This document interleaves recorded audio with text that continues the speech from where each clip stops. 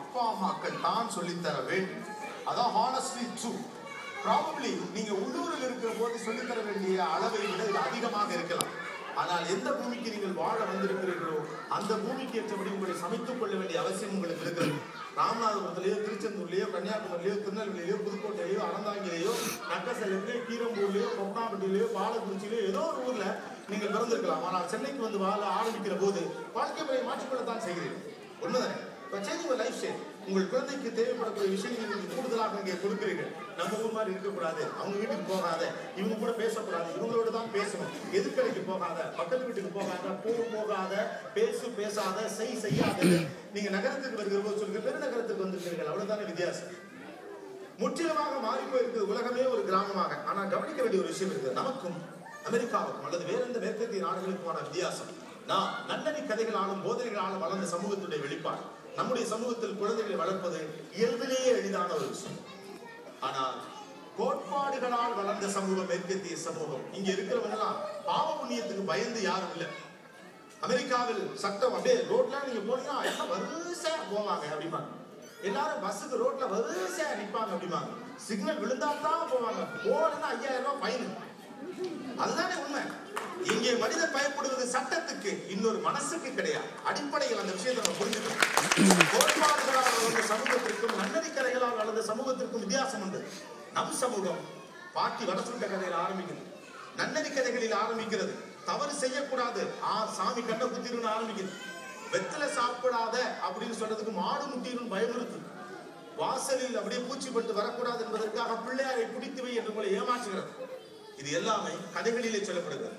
நம்முடைய வாத்தியார்கள் ஔவையாரில் தொடங்குகிறார், வள்ளுவரில் தொடங்குகிறார், புறநானூரில் தொடங்குகிறது, அகநானூரில் தொடங்குகிறது, அத்தனை நீதி நூல்களிலும் தொடங்குகிறது. நீதி நூல்களின்பால் வளர்க்கப்பட்ட சமூகத்தில் வளரக்கூடிய பிள்ளைகள் இயல்பிலேயே எளிதாகவே வளர்ந்து விடுகின்றனர். காரணம், இந்திய சூழலில் ஒரு தவறை ஒருவன் செய்கிற போது அவனுக்கு தன் தாத்தா ஞாபகத்துக்கு வருகிறான், தன்னுடைய அப்பா ஞாபகத்துக்கு வர்றான், தன்னுடைய அம்மா ஞாபகத்துக்கு வர்றாங்க, என் குடும்பம் எனக்கு ஞாபகத்துக்கு வருகிறது. இங்க போலீஸ் தான் ஞாபகத்துக்கு வரும். கோட்பாடுகளால் வளர்ந்த சமூகம் ஒன்றும் ஒன்றும் 2 என்று சொல்லுகிறது. கோட்பாடுகள் இல்லாமல் வெறும் நன்னறி கதைகளால் வளர்ந்த சமூகம் ஒன்றும் ஒன்றும் 3 என்றும் சொல்லும் 4. நல்லது எது, சரி எது என்பதற்கு சின்ன வித்தியாசம் தான். ஒரு இடத்தில், தேவையான இடத்தில் நான் பொய் சொல்வதன் மூலமாக ஒருவன் காப்பாற்றப்படுவான் என்றால் அது நல்லது. ஆனா சரியான்னு கேட்டா இல்லை. சரி என்பது வேறு, நல்லது என்பது வேறு. எல்லாருமே இந்த ஒரு பேலன்ஸோட தான் வாழ்க்கை நடத்திட்டு இருக்கோம். இந்த பேலன்ஸை ஒரு அமெரிக்கன் சொசைட்டில மெயின்டைன் பண்றது நிச்சயமா கஷ்டமான விஷயம் தான். பட் இவங்க எல்லாருக்கும் நான் ஒன்னே ஒன்று சொல்லணும்னு ஆசைப்படுறேன். நீங்கள் இங்கு வந்தது பணம் சம்பாதிக்கத்தான் அப்படின்னா குழந்தைகள் பெற்றுக்கொள்ளாமல் இருக்க நீங்க தயார் இல்ல. பணம் சம்பாதிச்சு வீட்டுக்கு போறேன், நான் தாமஸ் ஜெயராஜன் தான் உங்களுக்கும். அடுத்த ஒரு முறை இங்க வர்றேன், 5 வருஷம் கழிச்சு அல்லது அடுத்த வருஷம் வேற நீங்க இங்கதான் உட்காந்துருப்பீங்க, அதுக்கடுத்த வருஷம் இங்கதான் உட்காந்துருப்பீங்க.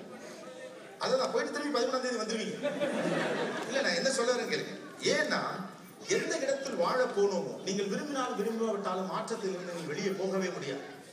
நீங்கள் விரும்பினாலும் விரும்பாவிட்டாலும் இந்த மாற்றம் உங்களை அலைக்கழித்துக் கொண்டே போகும். இந்தியாவில் நடக்கிறது போல உலகம் முழுவதும் மாறி இருப்பதை போல் இந்தியாவும் மாறி இருக்கிறது. இந்தியாவிலும் குழந்தை வளர்ப்பு மிக கஷ்டம், மிக மிக கஷ்டம். ஆனால் இதற்கு அடிப்படையான ஒரு காரணம் இருக்கிறது. நீங்கள் இந்தியாவில் வாழ்ந்தாலும் சரி, அமெரிக்காவில் வாழ்ந்தாலும் சரி, Indian parents are so ambitious today. மிகப்பெரிய பெரிய கனவு அவர்களிடம் இருக்கிறது. இந்த கனவுகள் பொருளாதாரத்தில் கீழே இருந்தபோது பெரிய அளவுக்கு வெளிப்படாமல் இருந்தது. இப்போது பொருளாதாரத்தில் அந்த நிலையை தாண்டி நாம் வந்த பிறகு we become very ambitious. We became very very ambitious. தனக்கு கிடைக்காத எல்லாம் தன்னுடைய பிள்ளைகளுக்கு கிடைக்க வேண்டும் என்று நினைக்கிற அதே நேரத்தில் தன்னால் செய்ய முடியாத அனைத்தையும் தன்னுடைய பிள்ளை செய்துவிட வேண்டும் என்ற ஆசை, பேராசை பெற்று உள்ள கிடக்கிறது. இது உங்களை எல்லாம் பாசிஃபை பண்ணுவங்க நல்ல பேர் எடுக்கணுங்கிறதுக்காக நாங்கள் சொல்லாமல் இருக்க முடியாது. இது அறிவியல். அமெரிக்காவில் ஒரு பிள்ளை விஞ்ஞானியாக பெற்றெடுக்கப்படுகிறான், ஜப்பானில் ஒரு பிள்ளை விஞ்ஞானியாக பெற்றெடுக்கப்படுகிறான், சீனாவில் ஒரு பிள்ளை உழைப்பாளியாக பெற்றெடுக்கப்படுகிறது, இந்தியாவில் மட்டும்தான் ஒரு பிள்ளை கொல்லிக்காக பெற்றெடுக்கப்படுகிறது அப்படின்னு வைரமுத்து சொல்லுவார். அந்த ஸ்டேஜ் எல்லாம் தாண்டி we want only best, we want the best. இந்த பிள்ளைகள் உங்கள் மூலமாக இந்த பூமிக்கு வந்தவர்கள் என்று உங்களுக்காக இந்த பூமிக்கு வந்தவர்கள் அல்ல அப்படிங்கிற கலீல் ஜிப்ரானுடைய வார்த்தைகள் நம்ம ஏற்றுக்கொண்டதே இல்லை. அதை செய்வதற்கான ஸ்பேஸ் எங்கெல்லாம் கிடைக்குதோ அப்போ நம்ம பிள்ளைகளுடைய கழுத்தை நெரிக்கிறோம் என்றுதான் உண்மை. அதை தாண்டி பிள்ளைகளை நாங்கள் பத்திரமா பார்த்துக்கிறோம், பாசிட்டிவா வச்சுக்கிறோம், அவனை அதை படிக்க வைக்கிறோம், இதை படிக்க வைக்கிறோம், எல்லாமே வைக்கிறீங்க, செய்யறீங்க இல்லை, எல்லாமே வைக்கிறீங்க. இந்தியாவில் உங்களுக்கு கிடைக்கிற வாய்ப்பை வைத்து பிள்ளைகள் மீது உங்களது அழுத்தத்தை நீங்கள் செலுத்துகிறீர்கள். அமெரிக்காவில் உங்களுக்கு கிடைக்கிற வாய்ப்புக்கு ஏற்ப பிள்ளைகள் மீது அழுத்தம் கொடுக்கப்படுகிறது. அடிப்படையில் பிள்ளை வளர்ப்பு என்பது சமூக சூழல் சார்ந்த விஷயமாக இருந்தாலும் கூட நன்னறி கதைகளால் வளர்ந்த சமூகத்தினுடைய ஜீன்ஸை நீங்க வச்சுக்கிட்டு கோட்பாடுகளின் கீழ் அவனை எப்படி வளர்க்க முடியும் உங்களா? நம்ம எல்லாரும் நன்னறிக்கலாம், பாவ புண்ணியத்துக்கு தான் பயந்துருக்கும்.